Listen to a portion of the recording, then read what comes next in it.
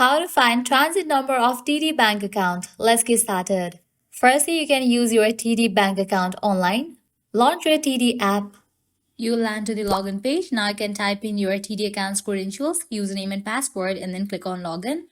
Once you are logged in, go to the account section. Select the amount for which you need the transit number. Click on the account name to view more details. Account information. The transit number is usually listed along with the account number and institution number.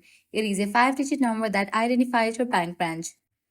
Another way to find your transit number is by looking at your checks. The transit number is the first set of numbers at the bottom left of your check, followed by the institution number and then your account number.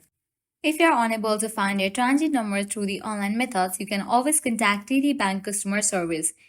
They will be able to provide you with the information you need, and that's it. Finding the transit number of your TD Bank account is easy and can be done through multiple methods. If you found this video helpful, don't forget to like, share, and subscribe to our channel. Thanks for watching.